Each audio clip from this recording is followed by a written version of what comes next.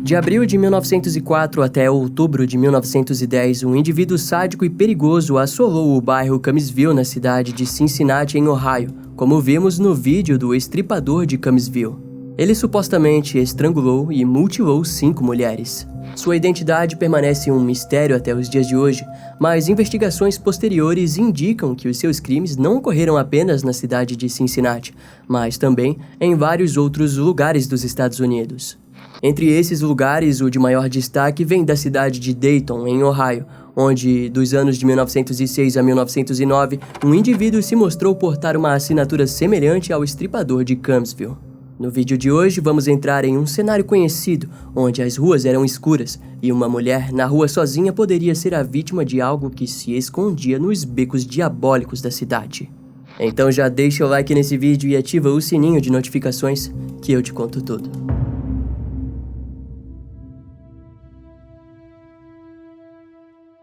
Na manhã do dia 22 de novembro de 1906, a primeira página do jornal Dayton Herald trouxe aos moradores da cidade um timbre macabro.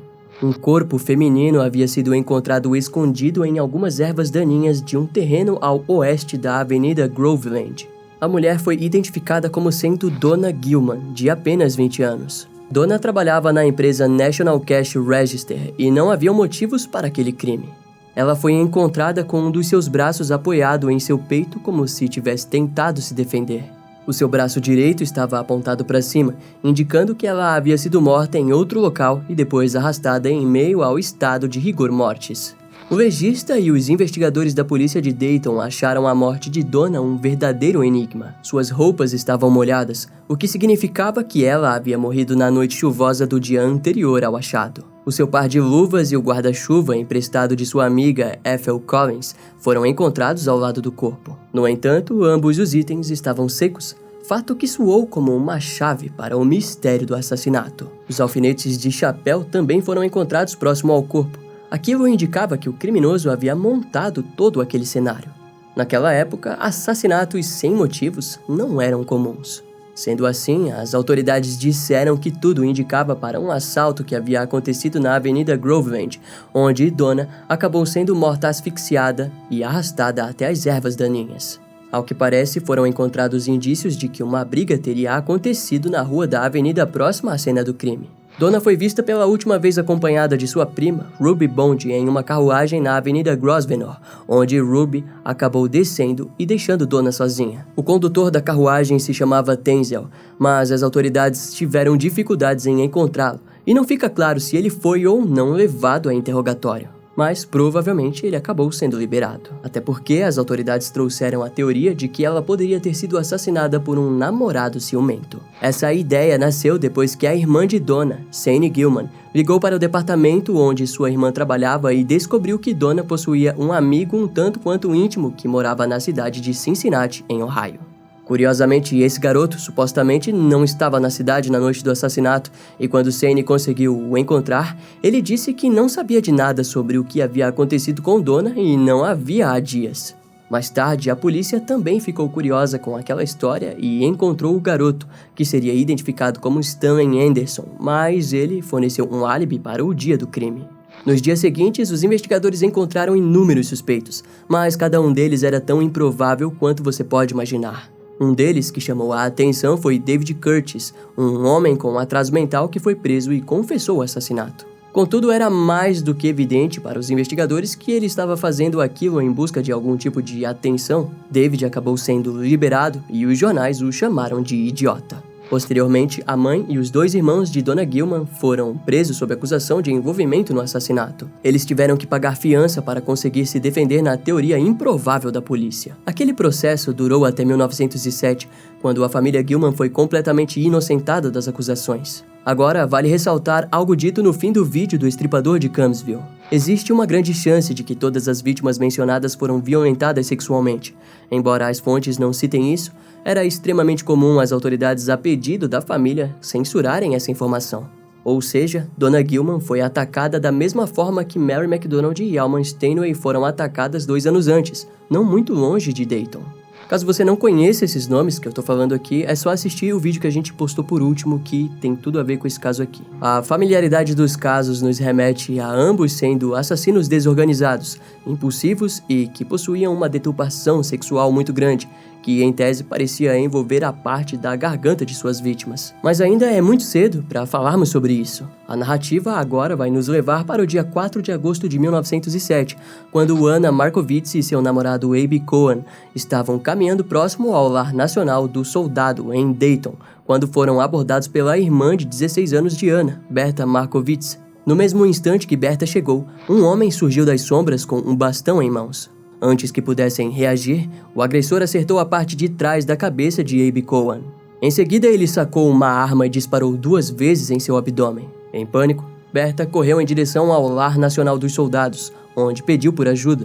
Quando a garota voltou com dezenas de soldados, eles encontraram Abe no chão ainda vivo, mas Anna havia desaparecido junto ao agressor. No entanto, uma sonda rápida pela região rapidamente apresentou o corpo de Anna Markovits próximo ao matagal. Suas roupas haviam sido rasgadas e arrancadas violentamente. As evidências na estrada demonstravam que uma luta havia acontecido, que acabou levando ao estrangulamento da garota. Pouco tempo depois, Abe Cohen acabou morrendo no hospital. Berta ficou desolada com o ocorrido, mas conseguiu descrever o criminoso como sendo um homem de 25 a 30 anos, alto, barbeado e vestido com roupas escuras. Assim como aconteceu no caso de Dona Gilman, as autoridades acreditavam que havia sido um assalto violento. Porém, a ideia do assalto logo se tornou errônea, o que resultou em investigações intensivas sendo feitas na família de Anna. Os irmãos da vítima foram considerados os principais suspeitos, pois eles, supostamente, não gostavam de Abe Cohen. Durante um interrogatório, eles confessaram que uma vez haviam planejado algo contra ele, mas negaram o envolvimento nos assassinatos. Conforme as investigações progrediam, um fato chamou a atenção da polícia. O crime havia ocorrido quase que no mesmo local onde Dona Gilman havia sido assassinada. E não foram apenas eles que perceberam isso. Os jornais rapidamente passaram a dar um nome marcante para o criminoso: o estrangulador de Dayton, indicando que era o mesmo assassino envolvido em ambos os casos. Além do mais, não é apenas isso que nos chama a atenção. Caso você tenha visto o vídeo do estripador de Camsville, verá que o criminoso costumava sair das sombras do cemitério Spring Grove. Agora, curiosamente, próximo à região onde os 2 casos haviam acontecido, existia o Cemitério Nacional de Dayton, o que para muitos estudiosos indica que seja o mesmo modus operandi. Próximo ao cemitério também havia uma linha ferroviária principal que tinha sido construída para fornecer suprimentos para o Lar Nacional do Soldado desde 1867, que também fornecia itens para o cemitério local de Dayton. Em outras palavras, havia uma linha ferroviária que conectava Dayton a vários outros lugares de Ohio, entre eles, Cincinnati. Na época, esses tipos de comparações não estavam ocorrendo, afinal, estamos falando de mais de 100 anos atrás. Seguindo os fatos, naquela altura das investigações, uma nova prisão ocorreu. Um homem negro chamado Leighton Hines foi preso e acusado pelo assassinato de Dona Gilman. Durante um interrogatório intensivo, ele acabou confessando o crime. Para muitos, aquilo indicava o encerramento do caso. Porém, os jornais não desejavam dar a Leighton o apelido de estrangulador de Dayton. Na verdade, eles tentaram alegar sua inocência, principalmente porque os assassinatos não pararam por aí. O estrangulador de Dayton demoraria alguns anos ainda para voltar. Sendo assim, apenas o tempo teria a liberdade para esfregar na cara das autoridades de Dayton que outra pessoa estava envolvida em todas aquelas mortes. E sobre Leighton Hines, a última vez em que ouvimos falar dele foi em 1917, quando o jornal Dayton Herald informou que ele solicitou alívio de sua sentença de prisão perpétua ao Conselho de Perdões do Estado de Ohio. Com isso, fizemos uma busca pelos resultados dessa audiência, usando tanto o seu nome verdadeiro, Leighton Marion, quanto o seu pseudônimo, Leighton Hines, e não chegamos em nada além de relatos históricos sem fontes fortes que afirmam que Leighton foi liberado. E a partir daí, não encontramos mais nenhum registro dele. Ou seja, a única coisa que sabemos é que ele cumpriu pelo menos 10 anos de prisão perpétua por um crime que não cometeu. Numa noite de sábado, do dia 24 de janeiro de 1909, Mary Fochner saiu de sua casa por volta das 6h15 e foi em direção ao banco de Dayton. O pai de Mary, Robert Geppert, naquela noite chegou do trabalho por volta das 8h45. Porém, como a família Fochner era grande, tendo um total de 11 filhos, Robert também não notou que a garota não estava em casa naquela hora. Com isso, ele foi à barbearia e depois para a ferrovia. Então, por volta das 9h30 da noite, ele foi para o salão Hackworth, onde bebeu uma cerveja e voltou para casa novamente. Ao chegar, a esposa de Robert disse que Mary ainda não havia retornado. Como sua outra filha Maggie também não estava em casa, o casal acreditou que elas haviam saído juntas para alguma festa ou algo do tipo. No entanto, aquilo mudou quando, por volta da meia-noite, Maggie retornou para casa sem a companhia da irmã. Robert ficou preocupado e seus outros 2 filhos, Hyer e Merkel, saíram pelas ruas de Dayton para procurar Mary. Com a ajuda de lampiões, os homens passaram por um terreno baldio enorme até a residência da família Kennedy, onde encontraram o chapéu de Mary no portão. Robert mirou o seu lampião para o chão, onde observou 2 tipos de pegadas diferentes na lama do terreno baldio. Seguindo as pegadas, eles perceberam que as menores, possivelmente sendo as de Mary, sumiam e desapareciam, o que mais tarde indicaria que provavelmente ela estava sendo carregada à força e seus pés de vez em quando eram postos ao ar. Eventualmente, as pegadas pareciam dar para dentro da residência dos Kennedy. Assim, os 3 homens decidiram pular um muro da residência. Ao fundo, no galpão do local, ele avistou um tipo de tecido. Vi algo branco no galpão ao lado do estábulo do Kennedy e descobrimos que era a minha garota. O corpo de Mary foi encontrado próximo ao estábulo. Daquela vez, o crime havia sido tão brutal que o legista não poupou palavras ao dizer que a garota havia sido violentada sexualmente. Mary também havia recebido golpes contundentes na cabeça, mas a causa da morte foi dada por estrangulamento. Próximo ao corpo foi encontrado o seu caderno de finanças que ela estava levando consigo para o banco. Na época, Robert disse aos jornais: "O roubo foi o motivo do crime. Tenho quase certeza disso agora, pois o anel da menina foi tirado do seu dedo no sábado à noite."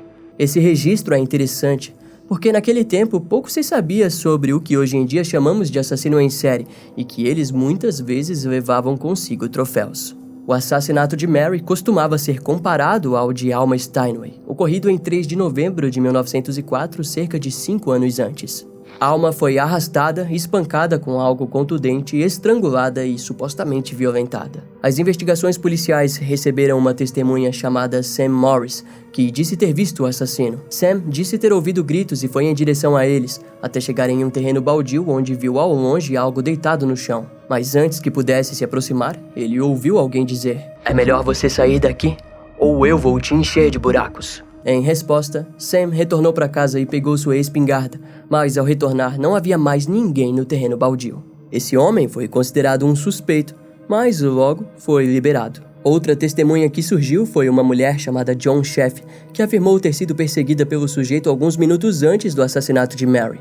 "Saí de um bonde perto da minha casa às 9h10. Vi um homem se esgueirando na escuridão atrás de mim depois de ter andado um pouco. Eu sabia que não era um carro e andei mais rápido. Ele também. Eu corri, ele correu e estava se aproximando de mim. Virei a esquina para chegar à minha casa e o homem parou. Um cachorrinho saiu correndo e latiu.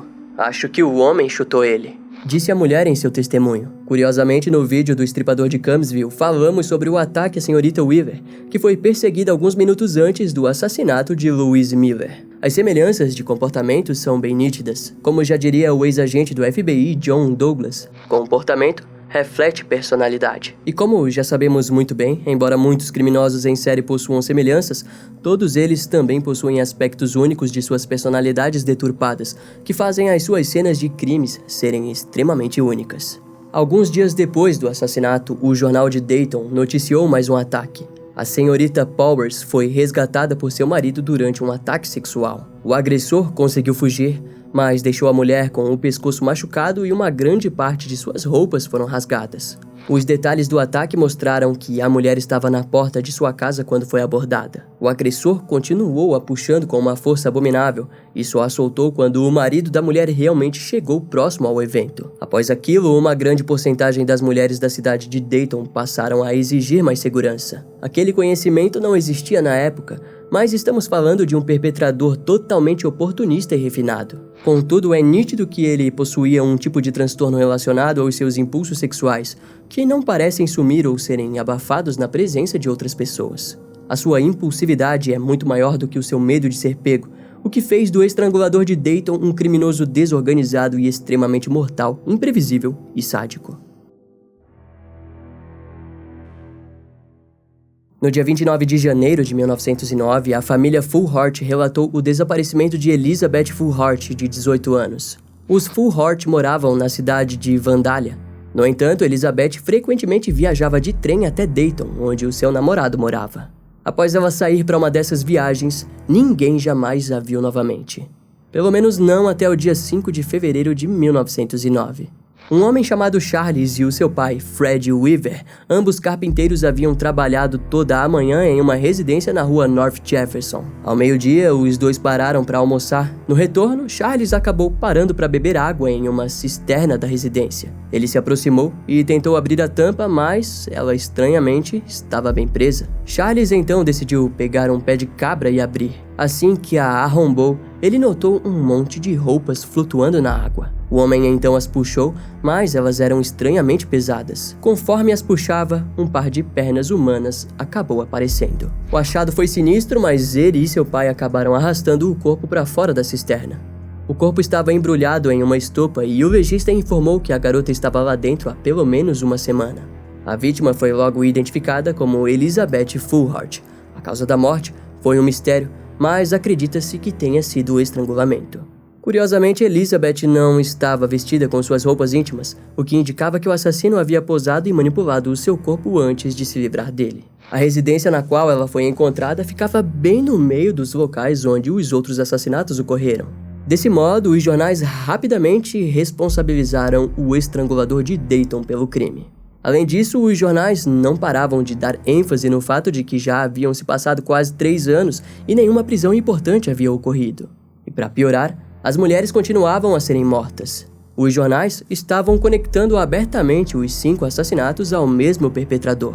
E em meio a isso, um crime datado de 9 anos atrás surgiu no grupo de discussões dos jornais. Na noite de sábado do dia 15 de outubro de 1900, Charles Lentz estava de aniversário e fazia uma festa em sua casa, onde contou com a presença de outros 15 casais. A festa durou por horas, e em um momento as crianças estavam brincando no quintal, inclusive a filha de Charles, Ada Lentz, de 11 anos. Conforme o fim da festa chegava, Charles se preocupou com a ausência de sua filha e entrou em contato com um dos convidados, o policial Charles Brandon, que estava acompanhado de sua família, e juntos aos outros convidados, passaram a procurar por Ada. Cada um deles pegou um lampião e andaram por vários metros na rua da residência dos Lentz, mas sem sinal da garotinha. Entre os convidados estava George Hotz, que sugeriu que o cofre fosse revistado, teorizando que Ada pudesse ter caído nele. Quando se aproximaram e tentaram iluminar o recipiente, perceberam que havia um sapato infantil. O filho de Charles Lentz decidiu descer uma escada para dentro do cofre. Lá,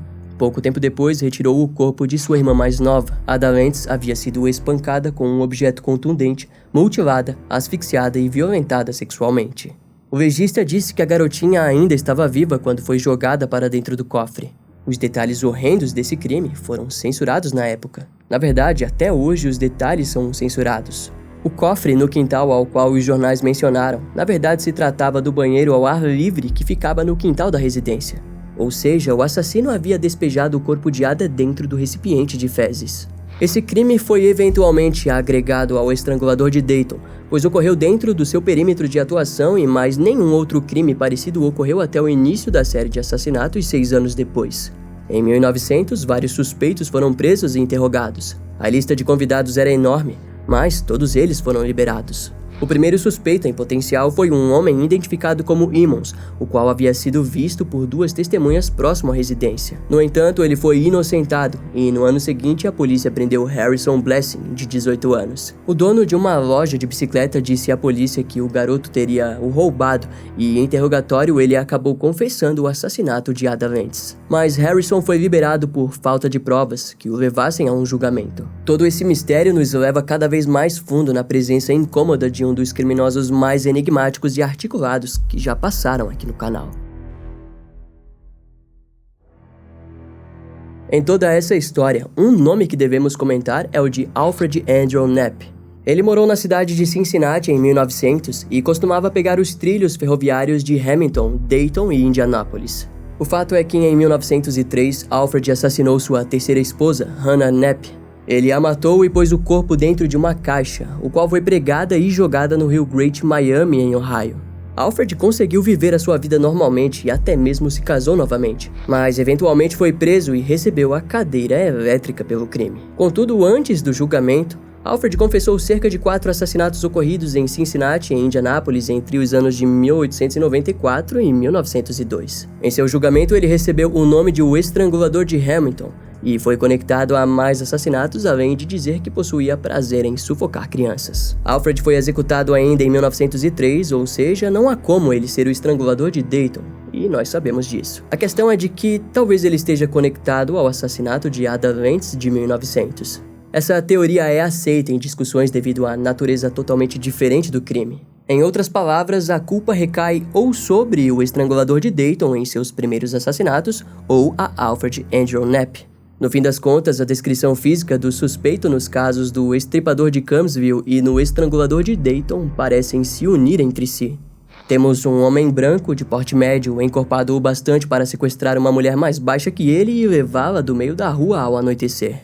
O fato delas muitas vezes gritarem nos remete a alguém realmente baixo, pois se fosse alto, provavelmente teria dominado a vítima antes mesmo dela reagir. Além de que em ambos os casos, os dois usaram armas, o que também indicava a falta de um porte físico ameaçador. Agora, se falarmos dentro de uma linha temporal, podemos teorizar que em novembro de 1904, o Estripador de Camsville matou 3 mulheres e atacou violentamente cerca de outras 11.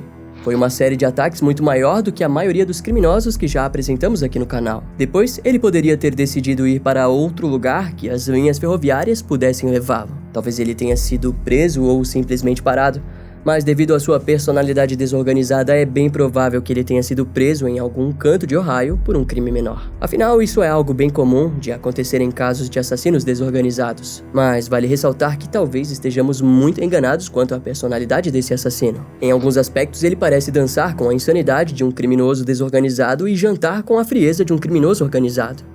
O que significa que nesse meio tempo, entre a Semana de Ação de Graças de 1904 e a Semana de Ação de Graças de 1906, ele não foi mantido preso, mas sim se mudado para um outro ponto de Ohio e cometido assassinatos em baixa escala.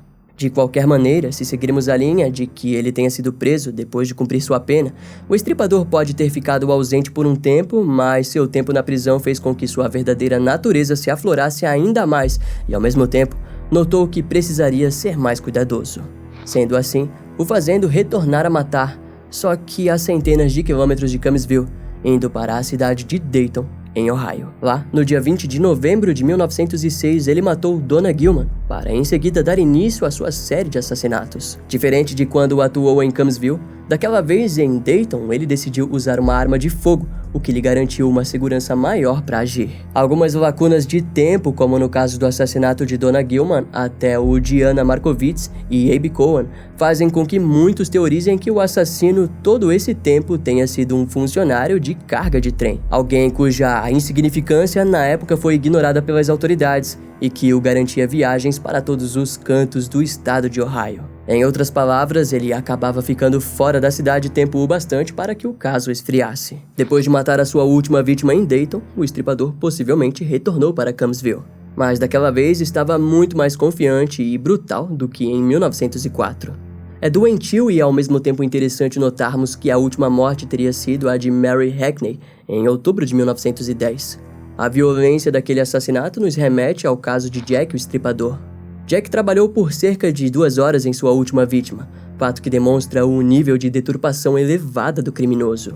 Já o Estrangulador de Dayton ou o Estripador de Camsville rasgou a garganta de Mary de orelha a orelha para em seguida esmagar o seu crânio e a mutilar em diversos outros pontos. Obviamente, esse criminoso nunca foi como Jack. A carnificina era menor e mais controlada.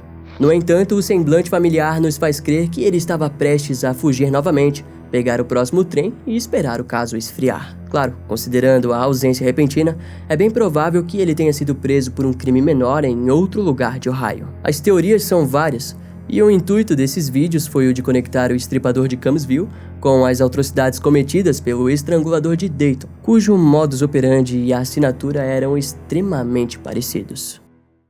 Muito obrigado por ter chegado até o final do vídeo, espero que você tenha gostado. Não esquece de deixar um comentário aqui embaixo contando a sua opinião sobre esse caso, que é muito importante. Se você quiser ter acesso a todos os vídeos que ainda não foram pro ar, mas que já foram produzidos, é muito fácil. Clica aqui embaixo em Seja Membro e torne-se um membro desse canal. No mais, você pode continuar assistindo a minha playlist de casos criminais clicando no primeiro link da descrição.